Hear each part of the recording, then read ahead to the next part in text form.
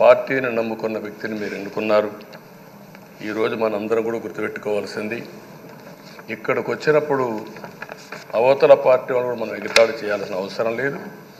ప్రజలు పనిష్మెంట్ ఇచ్చారు. ఇదే హౌస్లో నేను చూశాను. 23 సీట్లు మాకు వచ్చాయి. నేను బాధపడ్డాము. కానీ ప్రజాస్వామ్యాన్ని గౌరవించాలనే ఉద్దేశంతో ప్రజాస్వామ్యుతంగా పనిచేశాము. 23వ తారీఖు ఎన్నికల రిజల్ట్స్ వస్తే దాన్ని వక్రీకరించి 23వ తారీఖున దేవుడు రాసిన స్క్రిప్ట్ ఇది, మీకు 23 సీట్లు వచ్చాయని మాట్లాడారు. ఇప్పుడు నేను అడుగుతున్నాను, కూటమికి 164 సీట్లు వచ్చాయి. 1, 6, 4 కూడుకుంటే 11 వస్తుంది. రాష్ట్రంలో దగ్గర 1631 రోజులు అమరావతి రైతాంగం ఆడబిడ్డలు ఉద్యమం చేశారు. ఆ 4 నెంబర్లు కలుపుకుంటే 1, 6, 3, 1 కలుపుకుంటే 11 వస్తుంది. అంటే ఇది కూడా భగవంతుడి స్క్రిప్ట్ అయినా కూడా నేను మాట్లాడడం లేదు, నేను కామెంట్ చేయడం లేదు. ఈరోజు ఉంటే వాళ్ళకు కూడా అర్థమయ్యేది.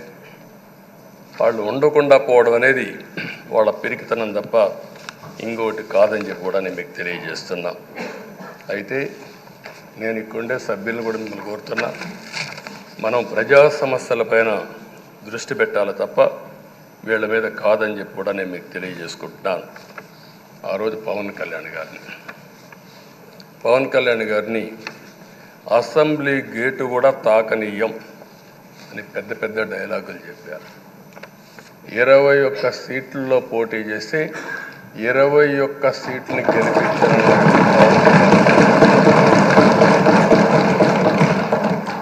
వైనాట్ 175 అని చెప్పి 11 కూడా తెచ్చుకోలేని నాయకత్వం. అంటే ఏ విధంగా మాట్లాడారు అనేదానికి ఇది ఒక ఉదాహరణ. ఆ రోజు పవన్ కళ్యాణ్ గారు చాలాసార్లు, నేను కూడా అన్నాను, బయట చాలామంది అభినందించారు.